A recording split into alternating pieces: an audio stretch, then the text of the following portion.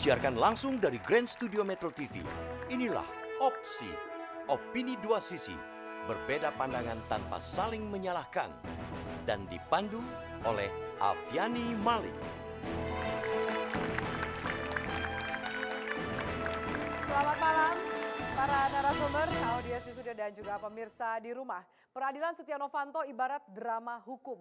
Persidangan sempat diwarnai aksi bisu Setnov.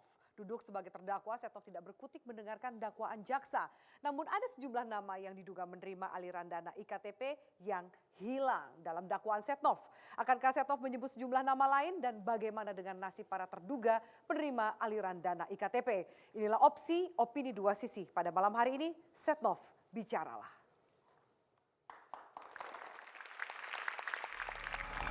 KPK menerbitkan surat perintah penyidikan pada tanggal 31 Oktober 2017 atas nama tersangka SN, anggota DPR RI. Saya sudah melakukan langkah-langkah mengajukan surat perlindungan hukum. Nama lengkap saudara. Saudara tidak mendengar? Ya, tidak mendengar. Dalam perkara yang lain disebut sejumlah nama anggota DPR yang terima uang. Tetapi di sini kan tidak ada lagi.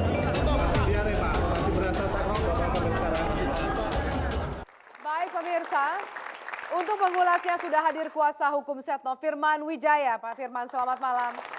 Mbak. Peneliti ICW Emerson Yunto. Mas Eco, selamat malam. Mantan Wakil Ketua Komisi 2 DPR fraksi PDIP Ganjar Pranowo. Mas Ganjar, selamat malam. Dan pakar hukum pidana Asep Iwan Iriawan. Kang Asep, selamat malam. Kita langsung membahas. Pertama tentu pertanyaannya adalah untuk Mas Firman. Ada apa Setnov membungkam saat membaca dakwaan kemarin? Ya, kalau judulnya hari ini apa? Drama Setnov hukum. bicaralah. Saya pikir itu bukan drama hukum, tapi ironi hukum. Karena peradilan itu seperti kata almarhum Profesor Ruslan Saleh, pergulatan kemanusiaan di dalamnya. Di sana ada tarik-menarik kepentingan atau kekuasaan negara diwakili oleh jaksa penuntut umum dan penasihat hukum mewakili warga negara. Jadi memang seperti itu adanya. Tapi kenapa Bahwa dia diam? Setnov diam dan kemudian penasihat hukum sudah menjelaskan kondisi sakit dan ada pemeriksaan medis selama berjalan, itu kan menunjukkan realitas. Tapi dokter dari keadaannya. ID, RSCM mengatakan bahwa Setnov baik-baik saja, mampu menjawab pertanyaan dengan lancar, bisa mengikuti sidang. Ya, sebenarnya saya kan mengikuti proses ini tidak pada awalnya ya. Tapi kan kita sudah sama tahu bagaimana proses Pak Nov berjalan. Tentu pada kesempatan yang lalu saya juga katakan dalam kondisi apapun seseorang bisa up and down. Wajar dan naluriah juga kalau manusia itu bisa sakit kan. Siapapun termasuk diri kita yang ada di ruangan ini. Jadi saya ingin melihatnya proporsional aja. Pada kesempatan persidangan itu sebenarnya penasihat hukum ingin balancing arm, ada keseimbangan. Boleh dokter dari jaksa penuntut umum, tapi seperti kita dalam keseharian kalau kita tidak percaya bahwa kita tidak bisa sembuh atau tidak sehat dengan dokter ini kan boleh kita datang ke dokter yang lain. Itu sebenarnya yang ingin diperjuangkan. Bukan karena kemarin baca dakwaan sehingga menggugurkan proses peradilan. Nah ini yang dalam diajukan. perspektif yang lain juga saya jadi bertanya-tanya, kok peradilan kemarin seperti perlombaan? Bagi saya sebenarnya kan pra peradilan itu jelas hak warga negara 7 hari. Kenapa tidak ditunggu saja? Ya kan? Semua tahu hukumnya, semua paham tentang prosedur ini. Seperti sering saya katakan, maka itu Miranda warning itu menjadi persoalan penting. Walaupun sudah lama sekali kasus itu di Arizona, sampai hari ini masih terjadi di mana saja, termasuk di Indonesia. Itu bukan kemudian caranya Setnov untuk juga strategi dari Setnov dan kuasa hukumnya. Ya, saya katakan sekali lagi peradilan ini pergulatan kemanusiaan. Siapapun yang terlibat dalam persidangan boleh membangun ruang-ruang penafsiran. Karena pada intinya pengadilan itu ruang penafsiran sebenarnya. Oke, Ya, ruang begitu. penafsiran. Oke, baik. Saya tanya ke ICW. Mas Econ, sejauh ini tanggapan Anda bagaimana? Ya kalau dibilang drama ya hampir mayoritas orang bilang ini drama. Drama Setnov mulai dari proses penetapan tersangka, kemudian dipanggil menjelang proses penetapan tersangkanya juga peradilan yang pertama gagal, kemudian tiba-tiba menabrak tiang listrik gitu ya, dan terakhir ditanyain soal apakah Anda mendengar, ya saya tidak mendengar gitu.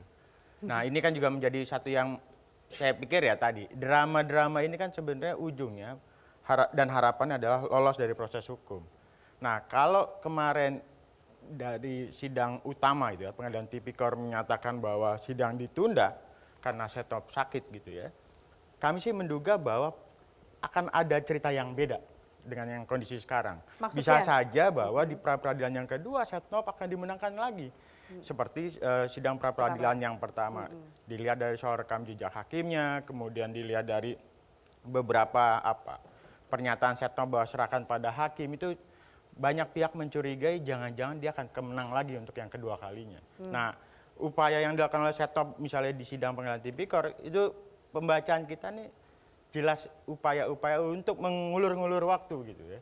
Upaya untuk mengulur waktu, Mas Firman. Mas, kalau tidak percaya sama hukum, apalagi tidak percaya sama hakim, terus bagaimana? Saya percaya pada Allah Subhanahu wa Ta'ala, Mas Firman. Gitu ya. Ya, sepakat. Hari ini kan kita tidak ada yang menganut animisme dan dinamisme, toh, Mas. Jadi ya saya pikir realitas peradilan kita itu kan sangat ditentukan hubungan relasi hakim dan hukum itu. Ketika kita tidak setuju ataupun tidak puas dengan hukum, jangan lari kepada hakimnya. Tapi ya sudahlah, saya katakan lagi ruang pengadilan, ruang multitafsir. Siapapun yang terlibat dalam realitas peradilan itu berhak menafsirkan. Hari ini saya mendampingi Pak Noh, yang lalu saya mendampingi teman-teman mahasiswa ketika ada persoalan hal ini, mendampingi teman-teman aktivis, mendampingi penegak hukum dan sebagainya. Nah, itu memperkaya semua. Ini dua pandangan yang berbeda soal pengadilan yang kemarin. Diteruskan, Mas Ecep? Ya, memang statementnya Pak Firman harus begitu karena Pak Firman adalah kuasa hukum Pak Setnov gitu. Tapi publik kan juga bisa melihat soal apa yang terjadi dinamika hukum seperti apa yang kemudian ketika ditetapkan sebagai tersangka kemudian lolos, tetapkan sebagai tersangka lagi dipanggil KPK kemudian menabrak tiang listrik. Itu kan orang melihat kok ada upaya-upaya untuk menghindari proses hukum. Di banyak kesempatan termasuk kan, sakit yang kemarin? Sakit, ini jadi pertanyaan. Saya mungkin merujuk misalnya pernyataan KPK. Pak Setnov bilang 20 kali diare, padahal di CCTV cuma 2. Artinya apa? Sakit aja di markup. Apalagi sakit misalnya aja di korupsi.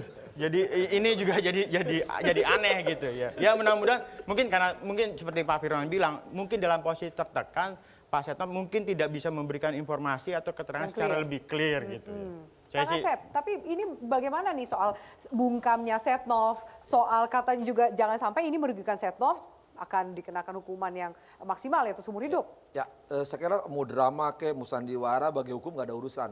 Ya persidangan tuh hakim tegas. Dia mau nggak ada masalah ngomong 2 kali 18 pakai pempes juga nggak ada urusan. Ya. Bagi hakim dia bingung ya sudah mengatur 175 aturan hukum acara jelas, tegas, tuntas. Ketika dia nggak ngomong ya nggak apa-apa sidang berlangsung. Ketika dia menyatakan sakit kan ada dokter bukan dukun. Ya. Jadi akhirnya langsung kan tinggal jalannya sidang terus. Nggak usah nggak dipikirin. Ya nggak apa-apa karena mereka kan dulu Firman kita ini sarjana hukum banyak kan tidak belajar ilmu sakit kan, pengajarnya ilmu hukum, apalagi ilmu perdukunan. Jadi ya sudah salah aja prosesnya mengatur. Itu udah biasa zaman-zaman hakim juga. Biasa dia langsung aja sidang. Kalau dia masih mangut-mangut ya nggak apa-apa. Kan buktinya ketika baca dakwaan dia tenang-tenang begini saja, ya nggak apa-apa. Minggu depan masa katakanlah istilahnya sandiwara atau begitu ya udah sidang langsung. Rabu akan ada sidang, menurut Anda bakal seperti apa? Nggak ada masalah sidang, jangankan dia mangut-mangut. Di hukum acara itu. Jangankan dia mangut, ngamuk pun bisa dikeluarkan, periksa saksi. Hukum acara jelas, tegas, tuntas. Jadi kalaupun nanti entah siapapun dia menjadikan pemain drama, ada sutradaranya, tidak apa-apa. Hakim lebih tahu kok. Hakim jangan dikadelin, mereka dinosaurus kok. Hakim jangan dikadelin, mereka dinosaurus. Mas Firman mau menanggapi sebelum saya ke Mas Ganjar. Rabu ini akan ada sidang. Publik berharap sama seperti judul opsi pada malam hari ini, Setnov bicara lah. Akan ada informasi atau pengakuan seperti apa yang akan keluar dari mulut Setnov pada sidang Rabu nanti? Iya, saya hanya berharap proses Pak Setnov ini natural judicial proses. Prosesnya natural saja, normal saja. Perspektifnya ya dibangun saja bahwa Pak Noh ataupun siapa yang ada di ruangan ini, termasuk kita juga ketika berhadapan dengan proses hukum ya perlakukan saja secara wajar. Kan begitu. Ada dirasa tidak wajar? Dalam situasi apapun, posisi warga negara terhadap negara itu selalu lebih marginal.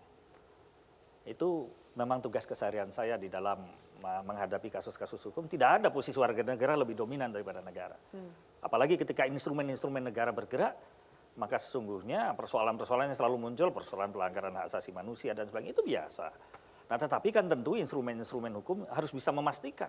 Termasuk profesi penegakan hukum, profesi lawyer memastikan bahwa hukum itu bekerja secara fair. Apakah pembelaan Setnov juga akan didelegasikan ke kuasa hukumnya? Apa itu? Apakah pembelaan Setnov nanti Ya akan tentu pasti aspek-aspek hukumnya pada kami sebagai penasihat hukumnya. Gitu.